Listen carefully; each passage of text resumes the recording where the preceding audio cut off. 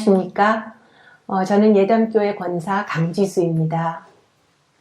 제가 오늘 소개할 책은 미국 작가 메릴린 로빈슨이 2004년에 발표한 길리아드라고 하는 소설입니다. 한국어 번역본은 공경이의 번역으로 나왔고요.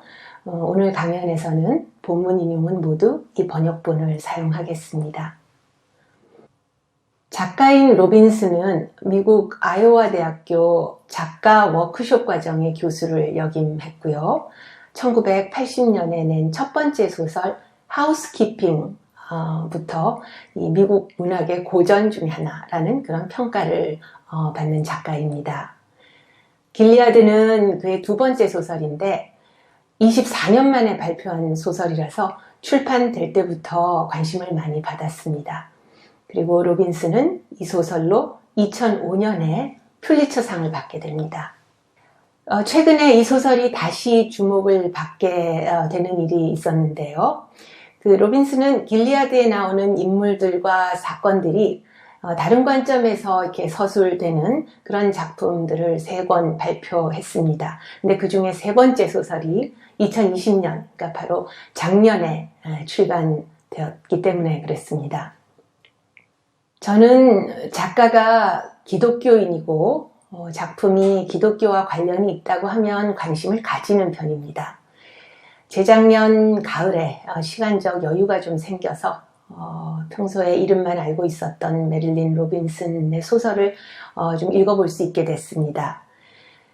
비록 격변기의 미국 역사를 배경으로 하면서 이 감정의 굴곡도 많고 신학적 논쟁에 대한 사색 그리고 이런 토론도 심심치 않게 이렇게 있지만 이야기의 페이스가 여유로워서 소설이 던지는 다양한 관점을 이렇게 동시에 이렇게 고려하면서 읽을 수 있는 재미가 아주 쏠쏠했습니다.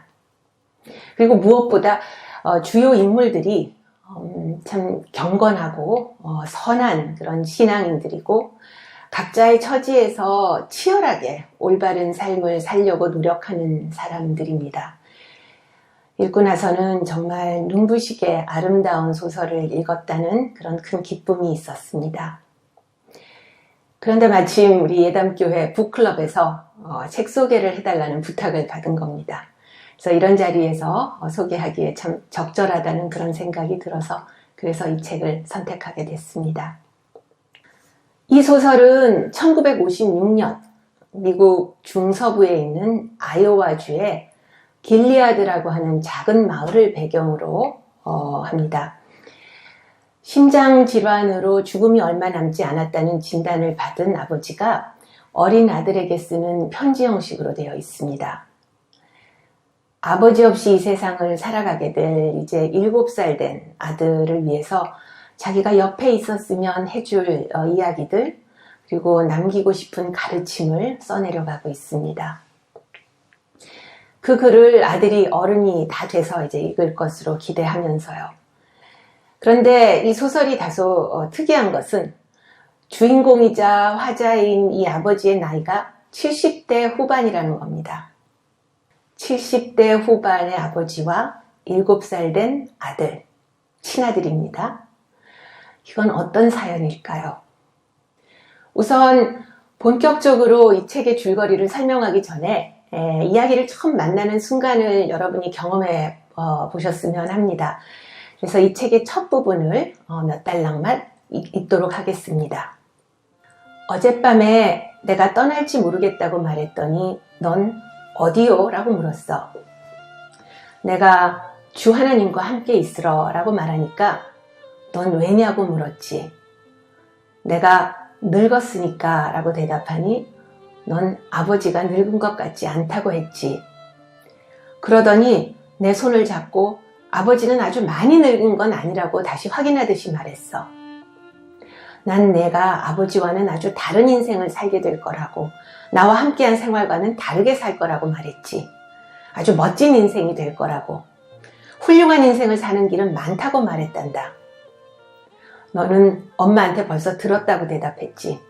그러더니 웃지 마세요. 그래, 너는 그렇게 말했어. 내가 널 비웃는다고 생각했던 거지.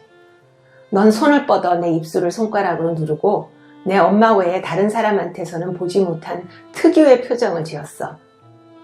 대단한 자존심과 열정과 고집이 어린 표정이었지. 그 표정을 보면서 내 눈썹이 타지 않은 게 신기할 정도란다. 그런 표정이 그리울 거야. 죽은 사람이 어떤 것을 그리워할 거라니 이상하겠지. 내가 어른이 되어 이 글을 읽을 무렵이면 그때쯤 내가 이 편지를 읽으면 좋겠다. 난 죽은 지 오래되었겠지.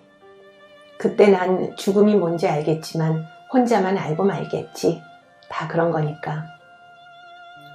죽는 게 어떤 것이냐는 질문을 수도 없이 받았단다. 가끔은 한두 시간 후면 직접 죽음을 체험할 이들이 그렇게 묻곤 했단다. 내가 아주 젊었을 때도 지금 내 또래 노인들이 내게 묻곤 했지. 손을 꼭 잡고 흐린 눈으로 내 눈을 뚫어져라 바라보면서 물었어. 내가 그 답을 알고 있기라도 하는 듯이. 대답을 듣고야 말겠다는 듯이 말이지. 그때마다 난 고향집을 가는 것과 같다고 대답하곤 했지. 이 세상에는 우리가 영원히 머물 곳이 없습니다. 라고 말했어. 그런 다음 길을 걸어 이 유서 깊은 집에 와서는 커피를 한 주전자 끓이고 달걀 후라이 샌드위치를 만들어서 먹곤 했지. 이 집에서 거의 평생을 살았고 다른 여러 목사관에도 가보았지. 아버지의 친구분들과 친척 대부분도 목사관에서 살았거든. 그 시절에는 이 집을 가장 외풍이 심하고 형편없는 집이라고 생각하곤 했단다. 자주 그런 것은 아니었지만 당시 내 심정이 그랬을 거야. 더할 나위 없이 멋진 집이지만 그때는 이 집에 나 혼자뿐이었단다. 그게 이상해 보이더구나. 편안하지가 않았어. 사실 그랬단다. 지금은 편안하지만. 좀 건너뛰고 읽겠습니다. 너와 내 어머니에게 남겨줄 게 별로 없어 아쉽구나. 아무도 원치 않을 낡은 책 몇 권 뿐이니 말이다. 이렇다 할 재산이 없단다. 난 돈에 관심을 기울인 적이 없었단다. 더구나 아내와 자식에게 재산을 남긴다는 생각은 해본 적이 없구나. 그런 걸 알았더라면 더 좋은 아버지가 되었으련만. 가족의 몫으로 뭔가 챙겼을 텐데. 이 말을 하고 싶구나. 너와 내 어머니가 고생하는데도 난 기도 외에 아무런 도움도 못 주는 것이 몹시 후회된다. 이 대목에서 알 수 있듯이 이 소설의 주인공은 목사입니다. 이름은 존 에임스이고 집안은 대대로 미국 회중교회 목사 집안입니다. 회중교회는 교리상으로는 장로교와 가깝지만 소수의 장로들이 아닌 회중 전체가 교회 운영에 참여하고 결정권을 가지고 있었습니다. 미국에서는 개척기부터 많은 영향력 있는 인물을 배출한 그런 교파입니다. 특히 미국 민주주의 발전에 큰 기여를 한 것으로 잘 알려져 있죠. 목사였던 할아버지와 아버지의 삶은 주인공 에임스 목사에게 당연히 큰 영향을 미칩니다. 제목인 길리아드는 성경에서 몇 차례 언급되는데 우리 성경에는 길르앗으로 기록되어 있고 약속의 무더기, 증언의 언덕 라는 그런 의미를 가진 지명입니다. 창세기 31장에서 야곱이 삼촌 라반에게서 도망간 곳이고 나중에 삼촌과 언약을 맺는 곳으로 처음 등장하고요. 예레미야 8장에서 길르앗에는 유향이 있지 아니한가 라는 구절로도 유명합니다. 이 소설에서는 미국 중서부에 있는 아요와주 그의 한 가상의 마을로 등장합니다. 이 책은 편지 형식으로 이루어져 있다고 말씀드렸는데요. 내용상으로는 일종의 그 회고록과 일기를 합쳐놓은 것이라고 볼 수 있습니다. 주인공은 시간이나 체력이 허락할 때마다 그때그때 있었던 일 그리고 그에 대한 생각을 쓰기도 하고 또 과거에 대한 기억으로 옮겨가기도 합니다. 시간적 순서로 사건이 구성되어 있지 않고 이 현재하고 과거가 계속 교차하는 그런 느슨한 구조로 되어 있습니다. 그래서 저는 반복해서 언급되는 중요한 내용 3가지, 즉 아버지와 아들들, 그리고 에임스 목사와 아내와의 만남, 그리고 잭이라는 인물과 에임스 목사와의 관계를 중심으로 줄거리를 소개하겠습니다. 20세기 중반까지 약 한 100년 그 에임스 집안 목사 3대가 살아냈던 그 세상에는 남북전쟁, 그리고 1차 세계대전, 2차 세계대전을 포함한 3번의 전쟁, 그리고 끔찍한 가뭄, 전염병, 경제 공황까지 있었습니다. 그리고 극단적으로 다른 그 신학적 입장과 정치적 견해가 이 할아버지, 아버지, 형, 그리고 그 목사 자신 사이에서 가슴 아픈 단절을 가져옵니다. 에임스 목사의 할아버지는 체험 위주의 신앙을 중시하는데, 이것은 미국 교회 부흥을 가져온 그 대각성 운동, 특히 19세기니까 제2차 대각성 운동의 영향을 받은 것으로 보입니다. 할아버지는 메인주 출신인데 이곳은 그 대각성 운동의 중심지였던 미국 뉴잉글랜드 지역에 속하죠. 할아버지가 16살도 안 됐을 때 하나님이 팔에 쇠사슬이 매어진 모습으로 그 앞에 나타납니다. 그 쇠줄이 그분의 뼛속까지 아프게 했다고 깨닫고 할아버지는 그 길로 집을 떠나서 캔자스주로 갑니다. 노예제도 폐지를 위해서 몸바쳐야 된다는 사명감을 가지고요. 캔자스주는 그 당시에 그 연방정부로의 편입을 앞두고 있었는데, 캔자스가 노예제를 허용하는 주가 되느냐, 자유주가 되느냐라는 것을 주민투표로 결정하게 돼 있었습니다. 그래서 양쪽 진영에서 모두 그 대거 캔자스로 이주를 하고 있을 때였거든요. 그리고 캔자스 내에서는 양 진영이 이제 서로 충돌해서 심각한 폭력 사태가 일어나고 있었고요. 참고로 미국 역사에서 제1차 대각성 운동은 미국 독립전쟁의 토대가 됐다고 보고 있고, 이 노예제도 폐지 운동, 그리고 남북전쟁, 이런 것이 제2차 대각성 운동의 일환으로 이렇게 보고 있습니다.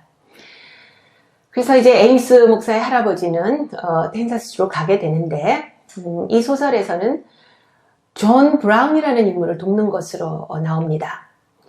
존 브라운은 실제했던 인물이고요. 그리고 매우 독실한 기독교인이었습니다. 근데 노예 해방을 위해서는 무력 항쟁, 유혈 충돌 이런 것을 불사해야 한다고 주장했고, 그런 주장을 실제로 행동으로 옮긴 사람입니다.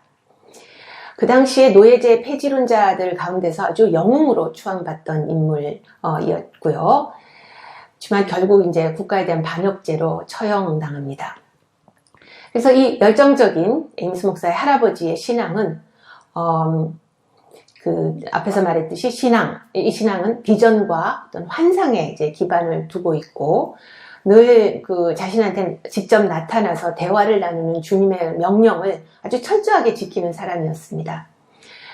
자신이 가진 건 모두 남을 위해 써야 한다는 정신도 추철했고, 행동하는 신앙을 모범적으로 보이며 살았고요. 그리고 총을 차고 다니면서 북부군으로 전쟁에 참여할 것을 교인들한테 종용했습니다. 노예 해방을 위해서 전쟁터에서 사망하는 것은 순교자가 되는 것이라고 교인들한테 설교도 했고요. 자기 자신도 역시 50대라도 군목으로 전쟁에 나갔다가 한쪽 눈을 잃게 됩니다. 거기에 비해서 그의 아들, 즉 에임스 목사의 아버지는 그런 신학을 용납할 수가 없었습니다.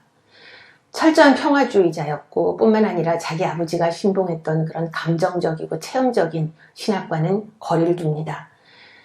무력을 사용하고 생명을 해치는 건 기독교인으로서 잘못된 것이라고 믿었고, 또 한편으로 아버지의 치열한 신앙 때문에 결과적으로 가족 그리고 교회도 버려졌다고 생각하죠. 이런 두 사람의 차이는 결국 너무도 심각하게 아버지와 아들의 관계를 단절시킵니다. 관련된 대목을 하나 읽어보려고 하는데요. 이 대목에서 에임스 목사는 어렸을 때 할아버지와 아버지가 심하게 충돌했던 일을 기억합니다.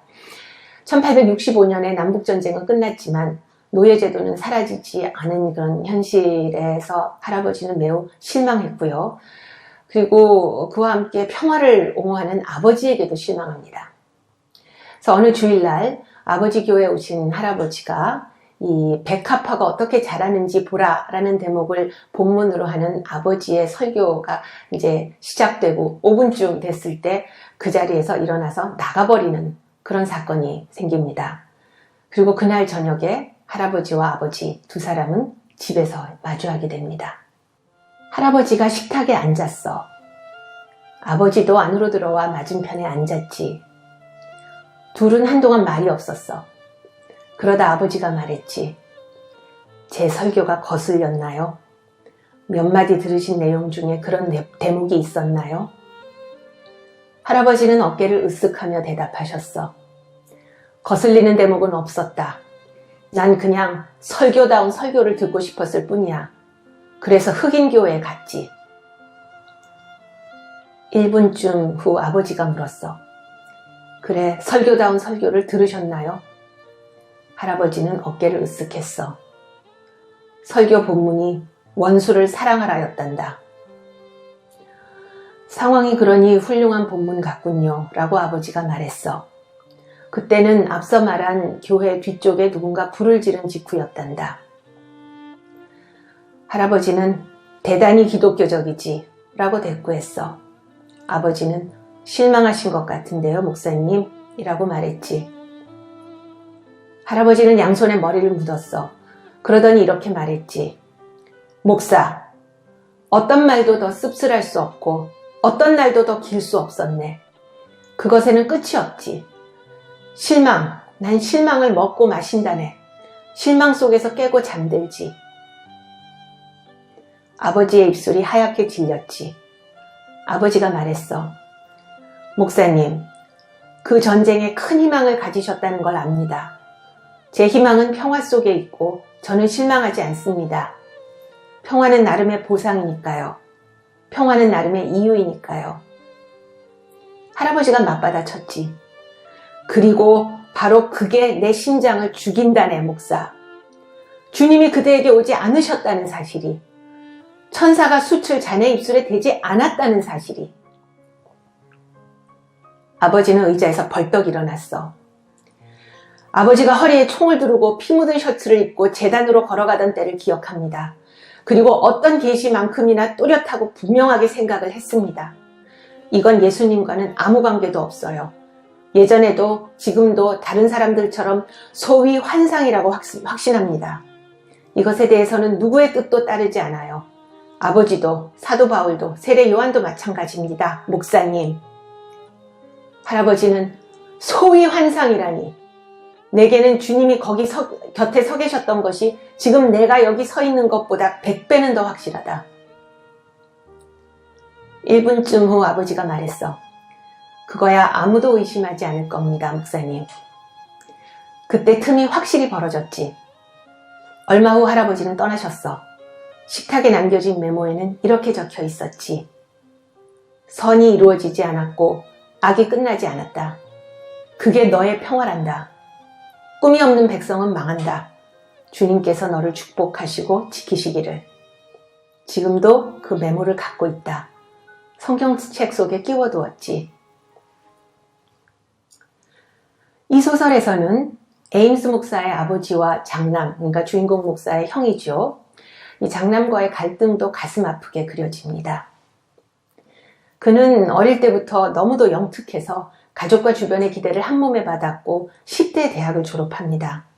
그리고는 훌륭한 목사로 성장하라는 축복을 받으면서 아버지가 심우하는 길리아드의 그 작은 시골 교회 교인들이 어려운 형편 속에서도 모아준 헌금으로 독일 유학길에 오릅니다. 근 10년간의 유학 생활을 마치고 20대 후반에 돌아온 이 아들의 박사학위 논문은 유명한 무신론자 포에바에 관한 것이었습니다. 그 자신은 철저한 무신론자 철학자가 되어 있었고요.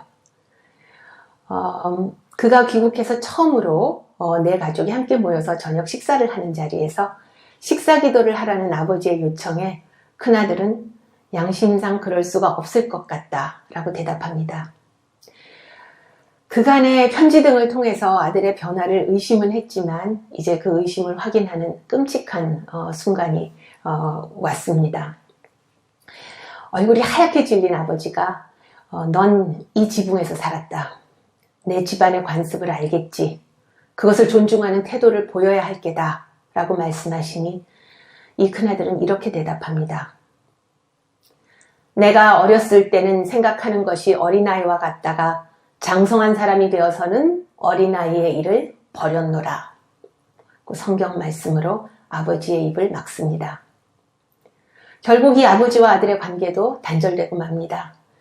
그리고 그렇게 우수한 형의 빈자리를 채워야 하는 책임이 에임스 목사에게 고스란히 전가되었습니다. 아버지들과 아들들의 이 갈등, 불화에 대해서는 뒤에서 또 언급하도록 하겠습니다.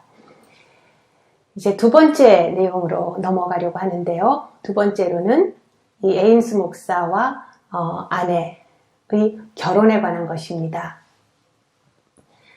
모두에서 했던 질문, 그러니까 이 어떻게 70대 목사 아버지에게 7살의 아들이 있게 되었는가 하는 그 사연이 무엇인가에 대한 답을 해드릴 수 있을 것 같습니다. 여기서 에임스 목사는, 그러니까 앞으로 읽을 대목에서 에임스 목사는 아들한테 그 자기 아내를 처음 만났을 때에 대한 이야기를 해줍니다. 사랑이 사람에게 어떻게 신비로운 변화를 가져오는지 이 60대 후반에 처음 경험하는 노 목사의 이야기를 한번 들어보시게 되겠습니다. 해당되는 대목을 읽기 전에 근데 그 이름이 몇 개 나와서 좀 알아두셔야 할 것 같은데요. 우선 보튼이라고 하는 인물이 나오는데 그는 그 에임스 목사하고 어릴 때부터 절친한 친구였고요. 그리고 그 현재는 장로교 목사입니다. 그리고 루이자라는 이름이 나옵니다. 그는 그 에임스 목사의 첫 번째 아내예요. 그러니까 지금 이 현재 아내는 두 번째 재혼으로 만난 아내인 거죠. 그리고 이 루이자하고는 어릴 때부터 이 한 동네 친구였고 신학생 시절에 그냥 자연스럽게 결혼을 하게 됩니다.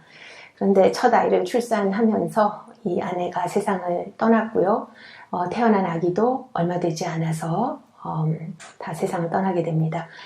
그렇게 해서 에임스 목사는 이제 40년 가까이 독신으로 살게 된 거고요. 그러면 해당되는 대목을 읽어보겠습니다. 한 번은 이런 꿈을 꾸었다. 보튼과 둘이서 강가에 앉아 수심이 얕은 곳에서 뭔가 어린 시절이니 아마도 올챙이였을 거야. 뭔가를 찾는데 내 할아버지가 숲에서 살그머니 나와서 모자에 물을 담아서는 쭉 쏟았지. 물살이 우리 쪽으로 튀었어. 물결이 면사포 모양으로 공중에 솟구쳤다가 우리에게 쏟아졌지. 할아버지는 모자를 쓰더니 다시 나무숲으로 들어가셨고 거기 반짝이는 강가에 서 있는 우리만 남았지. 그는 사도들처럼 빛나는 우리 모습에 놀라셨던 거야. 이 말을 하는 것은 삶에는 급작스레 일어나는 변화가 있는 것 같고 그런 변화들은 추구하거나 기다리지 않아도 일어나는 것 같아서란다. 그런 변화들은 우리의 소망이나 자격을 초월하기도 하지. 그 축복받은 비 내리는 성령 강림절, 내 어머니를 처음 본 날을 떠올리자 그런 생각이 나는구나. 좀 건너뛰고 읽겠습니다. 첫날 아침에는 그녀를 알아보지 못했다고 했다만 다음 주 내내 그녀가 다시 오기를 기대하며 보냈단다. 그녀가 교회 문을 나설 때 이름을 묻는 걸 잊어서 몹시 자책했지. 길 잃은 양이니 헤매는 영혼들에 대한 목사의 의무라는 생각을 하면서 말이야. 사실 머리로도 그런 표현을 쓰지 않는 나이였으니 그녀를 그런 식으로 여기지는 않았을 거야. 경험 전체에서 흥미로운 점은 내가 정직할 수 없었다는 것이란다. 또 나 자신을 속일 수도 없었어. 끔찍했지. 어찌나 바보처럼 느껴지던지. 하지만 알다시피 그녀의 젊음과 내 나이가 마음에 걸리더구나. 또 결혼했는지 여부 등 그녀에 대해 아는 게 없었어. 그래서 그녀가 보고 싶고 다시 목소리를 듣고 싶다는 사실을 스스로 인정할 수가 없었지. 그녀는 안녕하세요 목사님 이라고 말했고 그게 전부였지. 하지만 내가 그 소리를 붙들려고 마음속으로 되살리려고 애쓰던 기억이 나는구나. 분명히 말하거니와 할아버지가 내게 가업을 물려주었다면 내가 이 세상에 나오기 오래전이었지. 할아버지의 성스러운 삶이 내 인생이나 직업에 옮겨졌고 나는 성심을 다해 그것을 망치지 않으려 애써왔단다. 평판과 인품에 신경을 썼지. 늘 복음서를 내 삶과 설교의 기준으로 삼으려 애썼어. 그런데 설교문을 쓰는 순간에도 젊은 여인의 얼굴을 떠올리고 싶기만 했지. 더 일찍 이런 경험을 했더라면 한결 현명하고 너그러운 사람이 될 수 있었으련만. 난 사람들이 찾아와서 엉뚱하게 판단하고 상식적이지 못한 태도를 보일 때면 왜들 그러는지 알지 못했지.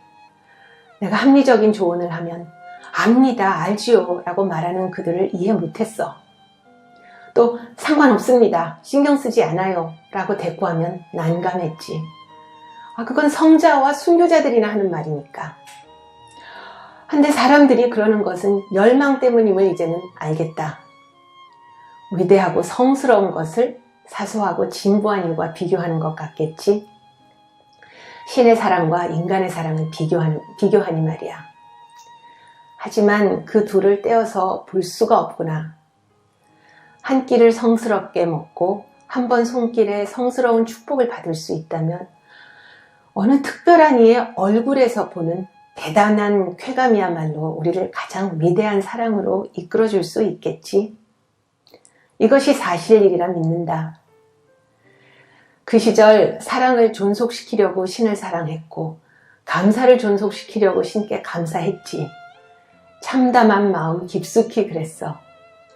표현 못하겠지만 많은 것을 깨닫는다. 물론 시간이 흐르면서 그런 감정들이 옅어졌으니 천만다행이지. 루이자는 그 에임스 목사의 첫 번째 아내인데요. 루이자와 나는 어릴 때부터 정혼한 사이였어. 그러니 아무런 마음의 준비 없이 전혀 모르고 너무 젊고 기혼자의 여인을 밤낮 없이 떠올린 셈이지. 내 성품과 소명, 평판과 다른 면을 보일 수 있겠다고 평생 처음 느꼈지. 그런 게 마른 껍질처럼 홀딱 벗겨질 수도 있을 것 같았어. 내가 걸친 옷가지, 서가에 꽂힌 장서, 할 일이 빽빽하게 적힌 달력을 모아놓은 물체에 불과하다고 느낀 것은 처음이었지. 말했다시피 죽음을 미리 맛보는 것 같았어. 적어도 죽어가는 것이 느껴졌지. 그게 왜 낯설게 보일까? 열정이란 말이 알맞겠지. 상황은 안 좋아졌지.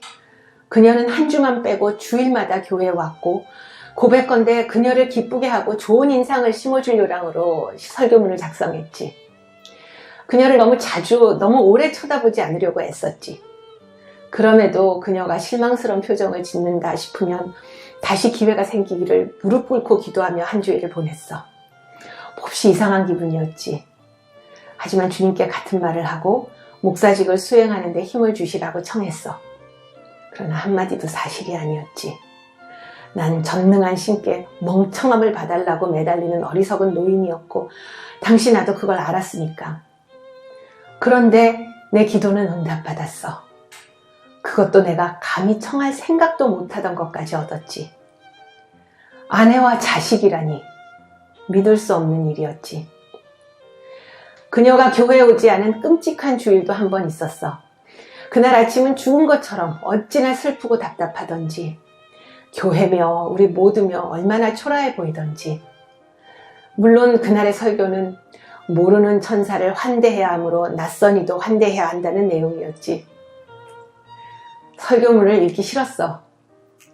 신도 모두 내가 거기 서서 어리석음을 자백하는 걸 아는 듯이 느껴지더구나.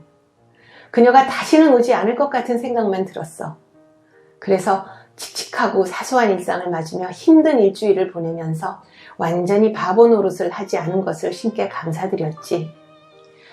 교회 현관에서 그녀의 손을 잡고 말을 건 적은 없으니 말이지. 속으로야 그녀에게 무슨 말을 할지 생각해보고 글로 적어보기도 했지만 또 그녀의 손을 잡지도 못하고 말도 걸지 못한 바보 같은 자신이 믿더구나. 일주일 내내 그녀에게 묘하게 끌리는 게 뭔지 낱낱이 짚어보았지. 생각을 하면 그런 마음이 없어질 것 같았거든. 그러니 그 주 내내 그녀를 그리워하며 보낸 셈이지. 그녀가 이 세상에 단 하나뿐인 친구라도 되는 듯이 그리웠어. 목사로서의 관심이라고 변명하면서 그녀의 이름과 사는 곳을 알아낼까 고민도 했단다. 정말 부끄러운 노릇이지. 다음 주에 그녀가 다시 왔어. 어찌나 마음이 놓이던지 비참할 정도였지. 이유 없이 웃음이 나올까봐, 그녀를 너무 오래 쳐다볼까봐 두려웠어. 몇 주 동안 내 마음에서 떠나지 않은 가장 소중한 사람이긴 해도 낯선 사람이라고 자꾸만 마음을 다잡았지. 공연히 친근한 채에서 그녀를 놀라게 해선 안 된다는 생각이 들더구나. 이미 이발소에 다녀왔고 새 셔츠를 입고 있었지. 무가치하지만 열렬했던 기도에 응답을 받으리라고 기대하는 것이 신중한 일일 것 같아서 준비를 한 거지. 또 머리에 향수를 바르는 실험도 했지.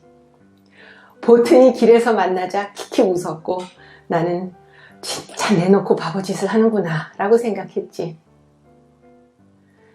그날 그녀가 교회를 떠날 때 나는 손을 잡고 몇 마디 이야기를 건넸어.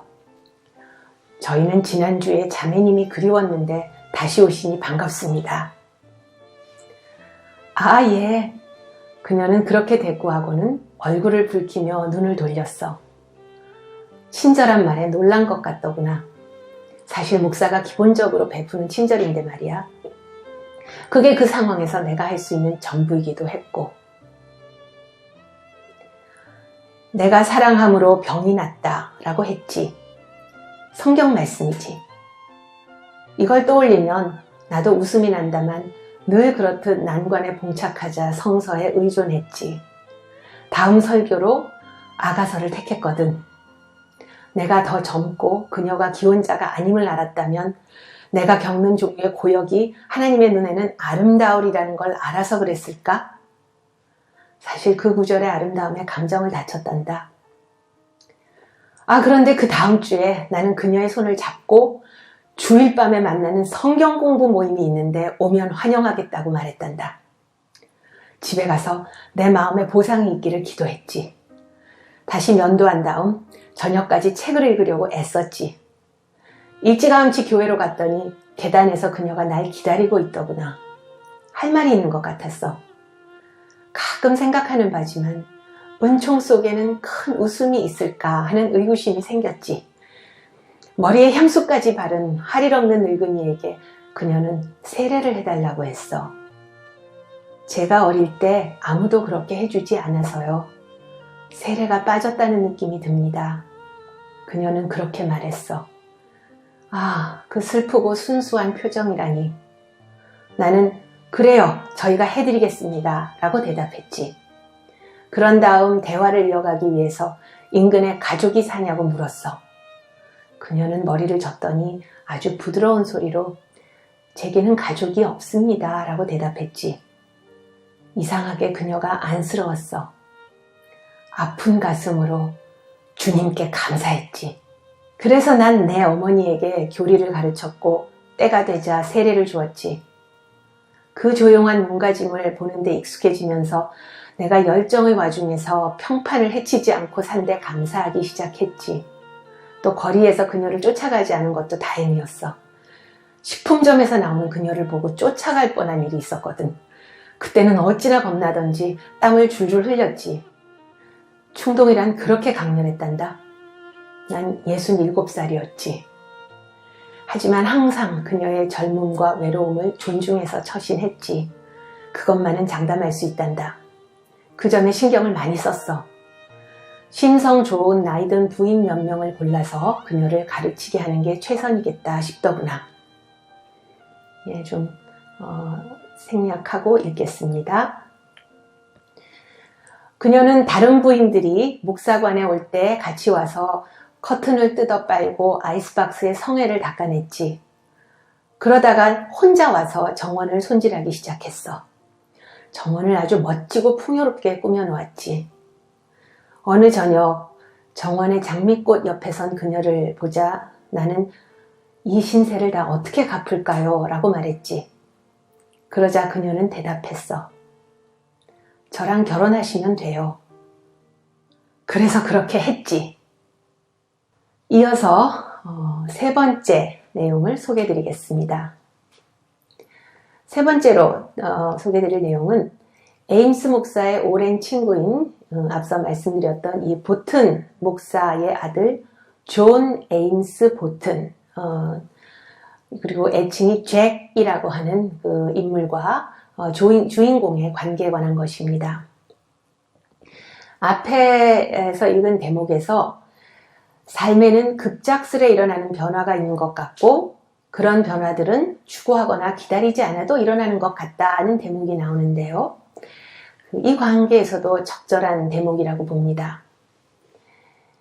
이 에임스 목사와 둘도 없이 친한 친구인 보튼 목사는 아들이 태어났을 때 자식도 없이 독신으로 여생을 지낼 것이 분명해 보였던 에임스 목사를 위해서 깜짝 선물을 준비합니다.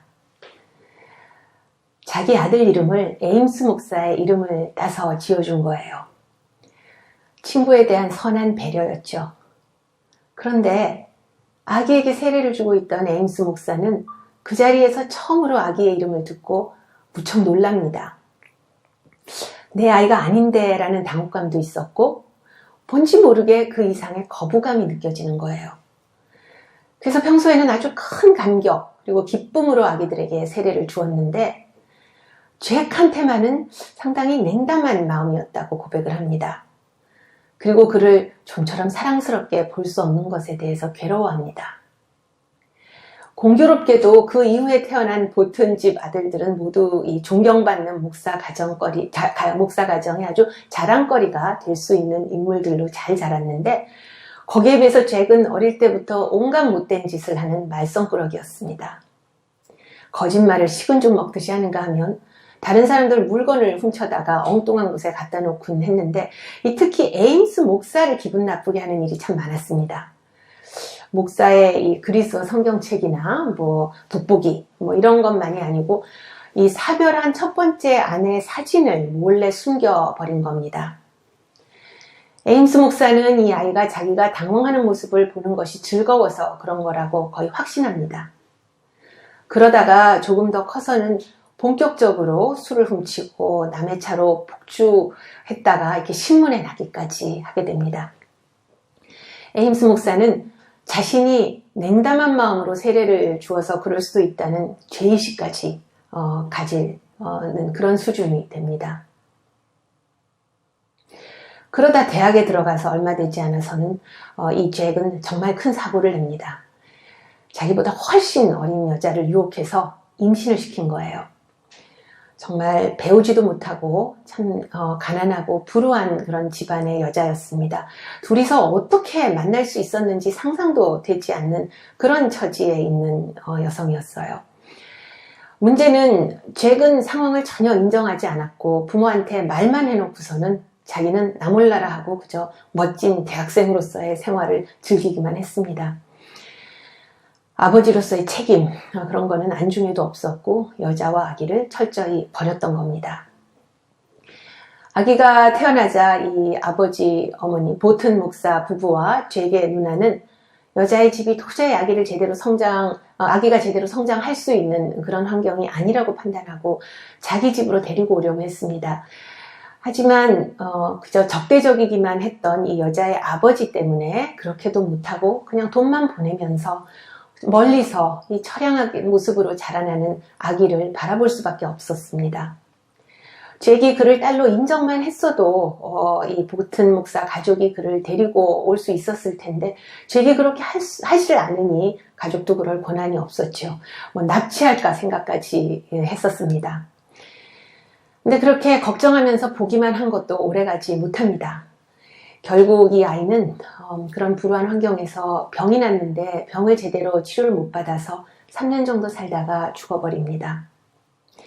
여자의 집에 돈을 잔뜩 쥐어주고 시신이라도 받아와서 가족묘지에 묻어준 것도 잭이 아니라 보튼 목사였습니다.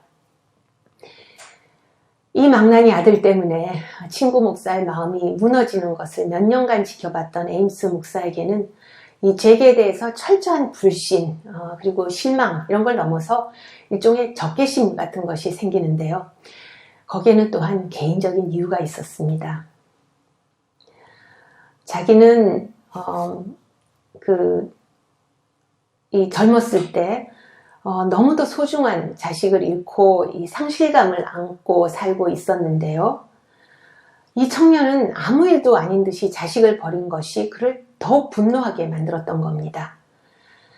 자기한테 직접 잘못한 것도 아닌데도 에임스 목사는 그가 용서되지 않았습니다. 그리고 잭이 일종의 자기 자식이라는 사실, 그리고 그의 아버지는 그의 친아버지는 보튼 목사는 그런 자식을 끊임없이 용서하고 사랑한다는 것 때문에 마음이 계속 괴로웠고요. 그런데 이 일 이후에 소식이 끊어지다시피 했던 잭이 근 20년 만에 고향 길리아드를 방문한다는 소식을 접하게 됩니다. 40살도 넘어서요. 에임스 목사가 아들에게 편지를 쓰기 시작하고 얼마 되지 않아서입니다.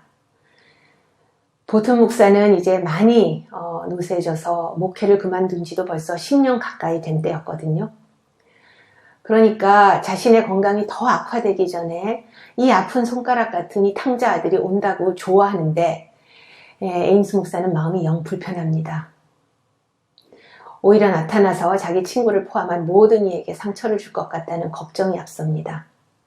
그 긴 세월 어디서 어떻게 살았는지 아는 사람도 없고 현재 어떤 형편에 있는지도 알 수 없었고요. 그런데 그렇게 고향을 찾아온 존 에임스 보튼의 모습은 오랜만에 보니까 왠지 쓸쓸해 보이고 세파에 시달린 모습입니다. 그래도 모습은 깔끔하고 태도는 정중했습니다.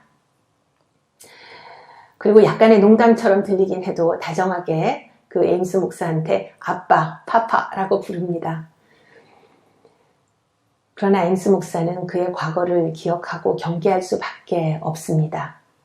그리고 잭은 여전히 실제로 거슬리는 말을 종종 합니다. 예전과는 달리 시간이 지나서라도 사과는 꼭 했지만요. 그리고 여전히 믿음이 생긴 것은 아니지만 신학적인 문제나 신앙에 대해서도 관심이 많이 있는 것 같았습니다. 그런데 이런 사실보다 에임스 목사를 사실 괴롭힐 것은 자기 자신의 태도였습니다. 자기도 모르게 계속 그를 의심하고 거부하고 더 나아가서 그의 과거를 과거의 그의 잘못을 질책하는 듯한 말을 하게 되거든요. 그런 자신을 발견할 때마다 그는 괴로워합니다.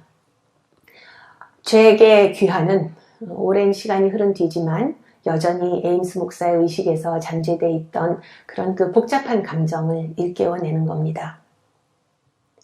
그런데 에임스 목사를 더 불편하게 만드는 일이 생깁니다. 잭이 처음 만나는 에임스 목사의 젊은 아내, 두 사람 나이가 비슷하거든요. 그리고 어린 아들하고 특별히 친해지는 거예요. 그들은 잭에 대해서 그 어떤 이야기도 듣지 못했던 상황인데 에임스 목사 아내는 평소에 수줍음이 많은 사람인데도 불구하고 잭이 옆에 있을 때는 말도 곧잘 하는 거예요. 그리고 아들은 늙은 자기 아버지와는 달리 야구공 던지기 해주면서 같이 놀아주는 잭을 무척이나 좋아서 따르고요. 자기가 에임스 목사의 큰아들이랍시고 에임스를 아빠라고 부르고 이 7살 난 아이를 동생이라고 불러주니까 그 아이는 얼마나 신기하고 신났겠습니까? 그러던 어느 주일날 에임스 목사가 자기 교회에서 설교를 하고 있는데 예고도 없이 중간에 잭이 예배당으로 들어옵니다. 그러고는 자기 아내와 아들이 앉아있는 자리에 같이 앉았습니다. 그날 그가 설교하면서 그의 마음에 교차했던 혼란스러운 생각을 들여다볼 수 있는 대목이 있어서 함께 읽어보도록 하겠습니다. 나는 하갈과 이스마엘이 광야로 떠난 이야기와 아브라함이 아들 이삭을 제물로 바치려고 떠난 이야기의 유사점을 지적하기 시작했지. 아브라함이 사실은 이스마엘과 이삭 두 아들 모두 희생시키라는 요구를 받았다는 점과 양쪽 모두 하나님이 천사를 보내 중요한 순간에 아이를 구하도록 중재하셨다는 점이 내 요지였지. 두 이야기에서 아브라함의 많은 나이가 중요한 요소였지. 그가 자식을 더 낳을 수 없다는 점이나 말년에 낳은 자식들이 소중하기 때문만은 아니었어. 오히려 어떤 아버지든 특히 늙은 아버지는 결국 자식을 광야로 보내야 하고 신의 섭리를 믿어야 하기 때문이지. 부모가 자식들을 보호할 수 없는 마당에 다른 세대를 낳은 것은 잔인한 일 같아. 최상의 여건이라 해도 마찬가지지. 자녀를 내놓는데 큰 믿음이 필요하지. 신께서 광야에 천사들이 있게 해주심으로 부모와 자식 사랑을 드높여 주시리라 믿어야겠지.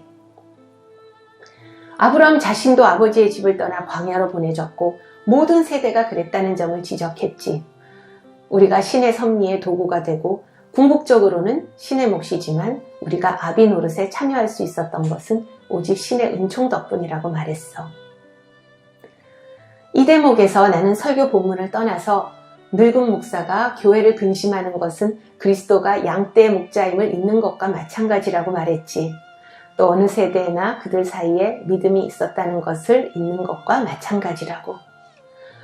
좋은 지적인 듯 싶었는데 몇몇 부인이 울기 시작해서 화제를 바꿔야 했단다. 너는 왜 하나님이 다정한 아브라함에게 아들들 앞에서 그렇게 잔인한 두 가지 일을 하게 명했는지 물었지. 왜 자식과 그 어미를 광야로 내보내게 했고 자식을 제물이라도 되는 듯 묶어서 제단에 바치게 했을까? 내 자신이 자주 궁금히 여기던 점이었기 때문에 그 말을 하게 된 거였어. 나는 그 대답을 짐작해서 말해야 했단다. 성서를 통틀어 아버지가 자식에게 몹쓸 짓을 하는 예는 이 두 가지 뿐이라는 생각을 하던 참이었지. 주님은 자식이 빵을 구하는데 돌을 줄 아비가 어디 있겠냐라고 물으셨는데 그것은 수사적인 질문이란다. 자식을 함부로 하거나 버리는 아버지가 많다는 것을 우린 경험으로 알지. 그 순간 존 보튼이 날 보며 빙긋이 웃고 있다는 걸 알아차렸지. 흰 이불보처럼 환하게 웃더구나. 그가 그 자리에 있을 줄 알았더라면 선택하지 않았을 설교 내용이었지. 원고를 작성한 대로 설교했더라면 아무 일도 없었을 것을. 좀 띄고 읽겠습니다. 늘 그에게는 묘한 구석이 있어. 그는 말을 마치 행위인 양 받아들이지. 다른 사람들과는 달리 말의 뜻을 귀담아 듣지 않아. 말이 적대적인지 얼마나 적대적인지만 판단하지. 그 말이 자기를 위협하거나 상처를 입히는지 판단하고 그 수준에서 대응하지. 그가 상대방의 말에서 악의를 찾아내면 마치 상대가 총이라도 쏜 것처럼 꼭 귀라도 물어 뜯은 것처럼 대응한단다. 전에도 말했다만 그가 그 예배에 참석할 줄은 몰랐단다. 더구나 자식에게 제 역할을 못해주는 부모가 많은 마당에 내 설교가 원고에서 벗어났고 또 그의 그런 표정을 보고 임시변통으로 말했다는 걸 인정한다 해도 그만을 겨냥한 설교였다는 것은 지나친 자기 본이지. 하지만 그는 그렇게 받아들이는 품이 역력하더구나. 그런데 이날 실제로 에임스 목사의 마음을 가장 크게 흔든 건 강단에서 내려다본 세 사람의 모습이었습니다. 그들은 영락없이 매우 잘 어울리는 한 가족처럼 보였던 겁니다. 한편으론 죽음을 앞둔 노인이 젊은 아내와 어린 아들을 보살펴 줄 수 있는 아들과 같은 존재가 나타났으니 감사해야 할 수도 있지만 이 사람은 오히려 가장 멀리하고 싶은 사람입니다. 죽음을 앞둔 자신의 무기력함을 가장 절실하게 느끼게 하는 인물이지 않겠습니까?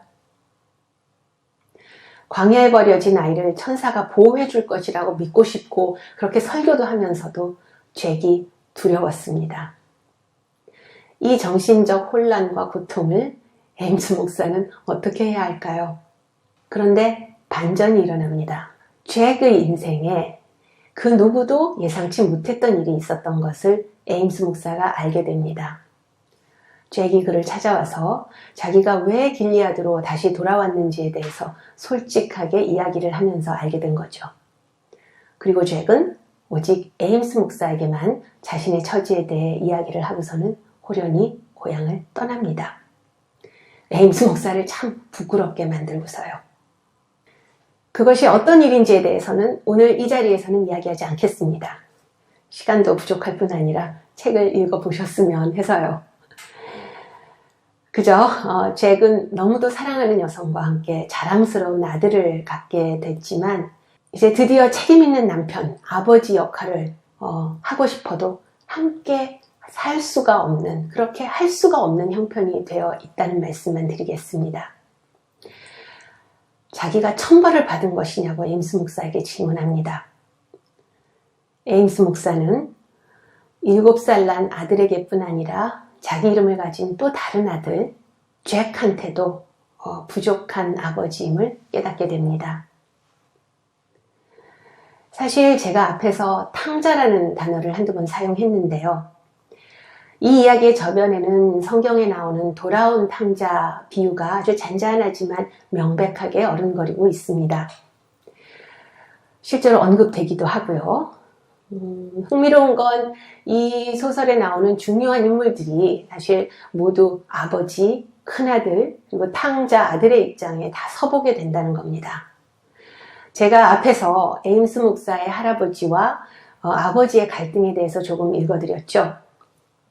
그런 분노 속에서 집을 떠난 할아버지가 얼마 안 돼서 캔사스주 어딘가에서 이제 객사합니다. 그 소식을 들은 이 아버지, 그러니까 아들이죠. 에임스 목사의 아버지의 그 복잡한 감정을 한번 상상해 보시기 바랍니다. 그는 용서받기 위해서 어디 있는지도 모르는 자기 아버지의 무덤이라도 찾으려고 나서서 갇힌 고생 끝에 무덤을 찾아냅니다. 그리고 무덤 앞에서 기도를 드립니다. 그런가 하면 에임스 목사의 아버지도 크게 기대를 걸었던 큰아들한테 청천벽력 같은 고백을 듣지 않습니까? 그 후에 이 아버지는 그 일에 대해서 교회 회중 앞에서 설교를 합니다. 회개와 용서와 화해의 설교입니다. 그런가 하면 탕자 비유에서 큰아들 같다고 할 수 있는 이 둘째 아들 에임스 목사는 어떤가요? 에임스 목사에게도 아버지와의 관계에서 큰 아픔이 있었습니다. 그것은 바로 아버지가 자기에 대해 실망감을 안고 있었다는 사실을 알게 되기 때문입니다. 자기를 길리아드로 불러들여서 교회를 맡기고는 그곳을 영구히 떠나버린 아버지가 에임스 목사도 당연히 그런 것보다는 길리아드보다는 큰 인생을 추구할 것이라고 믿었던 것입니다. 아버지는 길리아드를 떠난 순간 그곳이 아주 낡고 지방색이 강한 동네일 뿐이라는 것을 알게 됐다고 하면서요. 이 둘째 아들이 그런 것에 충실할 필요가 없다고 이야기해 줍니다.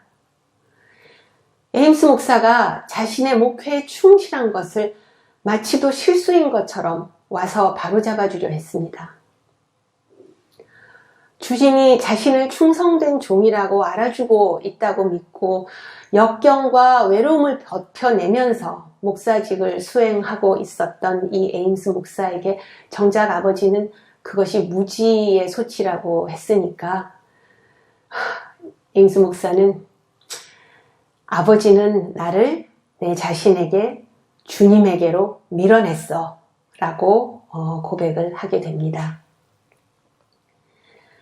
그리고 그랬던 에임스 목사는 본의 아니게 어린 아들을 광야로 밀어낼 처지에 있는 아버지가 됩니다. 기도 외에는 해줄 것이 없는 상태로요. 이 소설은 이와 같은 가슴 아픈 갈등과 불안과 의심과 실망 속에서 용서와 화해와 믿음의 가능성을 참 묵직하게 탐색합니다. 모두가 앞서 말씀드렸듯이 아버지, 큰아들, 탕자 아들이 되면서요. 그런데 제가 방금 기도 외에는 이라는 말을 하긴 했지만 저는 이 책의 클라이맥스를 꼽으라고 한다면 단연 책의 끝부분, 즉 이 길리아드를 떠나는 잭을 위해서 버스 정류장에서 에임스 목사가 그의 이마에 손을 얹고 해주는 그 축복 기도의 장면을 꼽고 싶습니다. 아버지의 죽음이 임박해서 형제들이 다 길리아드로 모이고 있는 중이었는데 잭은 오히려 허둥지둥 그곳을 떠납니다. 그런데 그럴 수밖에 없는 잭의 마음을 에임스 목사만은 이해하죠. 그래서 그를 배웅하러 가서는 몇 푼 안 되는 돈이라도 받으라고 해도 목사가 돈이 없는 거 너무도 잘 알아서 안 받겠다고 하는 사람한테 겨우 $20 주는데 성공합니다. 그리고 축복 기도를 꼭 해주고 싶다고 목사가 말합니다. 그러면서도 이 믿음 없는 사람이 과연 길거리에서 그렇게 하는 걸 받아줄지 불확실해 합니다. 그런데 잭이 그걸 수락해요. 그래서 이 해당되는 대목을 읽어보겠습니다. 그는 모자를 벗어 무릎에 놓더니 눈을 감고 고개를 숙였어. 그의 이마가 내 손에 닿았고 나는 온 힘을 다해서 그를 축복했단다. 물론 민수기에 나오는 여호와는 그의 얼굴을 내게 비추사 은혜 베푸시기를 원하며 여호와는 그 얼굴을 내게로 향하여 드사 평강 주시기를 원하노라 라는 구절로 축복했지. 그보다 아름답고 내 감정을 잘 표현한 대목은 없으니까 또 내 감정이 충분히 담기기도 했고 그가 눈을 뜨지도 고개를 들지도 않자 내가 말했어. 주님, 이 사랑받는 아들이자 형제요 남편이며 아버지인 존 에임스 보튼을 축복하소서. 그러자 그는 등을 대고 앉아서 꿈에서 깨어나는 사람처럼 날 쳐다보더구나. 감사합니다, 목사님 이라고 그가 말했어. 에임스 목사도 이 순간을 감격스럽게 여깁니다. 그리고 이렇게 적습니다. 난 존에게 축복할 수 있어서 영광이라고 말했지. 그건 한치도 틀림없는 사실이었어. 사실 그 한순간을 위해 신학교에서 공부한 것이고 목회자의 길을 걸어온 셈이지 라고요. 여러분이 모쪼록 이 소설을 읽어보실 기회가 꼭 있으면 좋겠습니다. 저에게 독서는 매우 제한적인 저라는 사람을 확장시키고 심화시키는 그런 경험입니다. 그리고 그 경험이 늘 유익하고 이렇게 즐거울 때가 많아서 자꾸 반복하게 되고요. 근데 사실 이런 이유는 많은 분들이 가장 먼저 떠올리는 그런 이유가 아닐까 싶습니다. 근데 이에 덧붙여서 저는 왜 이야기를 읽는가라는 질문을 던지고 답도 해보려고 합니다. 왜냐하면 이 소설 한 대목에서 그 질문에 대한 좋은 답을 해주기 때문에 그렇습니다. 이 잭이 처한 딱한 사정이 뭔지, 왜 20년 만에 고향을 찾았는지 이야기를 들은 에임스 목사는 그를 의심하고 불편하게만 느꼈던 자신을 반성하지 않습니까?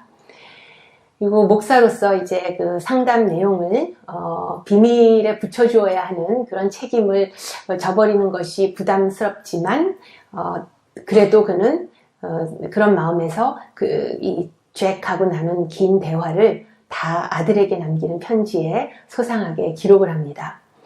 그리고 그 기록을 끝에서 이렇게 마무리를 해요. 이런 내용을 글로 쓰다니 내게 목사로서의 분별력을 의심받을지 모르겠다. 한편으로는 글로 쓰는 게 심사숙고하는 내 방식이지. 다른 한편으로는 내가 존에 대해 좋은 말을 한마디도 못 들을 것 같아서야. 내가 존 안에 깃든 아름다움을 볼 수 있는 방법은 이렇게 이야기해 주는 것뿐일 듯해서. 자기를 사랑하는 사람들을 포함해서 주변의 모든 사람들에게 상처를 주기만 했던 잭이지만 그의 내면에도 아름다움이 있습니다. 복합적이고 서글프고 쉽게 보이지 않는 아름다움입니다. 우리 모두의 모습인 상처투성이 인간의 아름다움이라고 밖에 표현할 수 없는 것 같습니다. 이 복합적인 인간의 아름다움을 전달하는 탁월한 방법, 그것이 이야기라는 사실, 여기에 저는 전적으로 동의합니다. 제가 마지막까지 이 소설 한 대목을 이렇게 인용을 했습니다. 여러모로 참 감명 깊게 읽은 소설이었어요. 앞에서도 한번 말씀드렸지만 꼭 이 소설을 직접 읽어보실 그런 기회가 있으면 좋겠습니다. 감사합니다.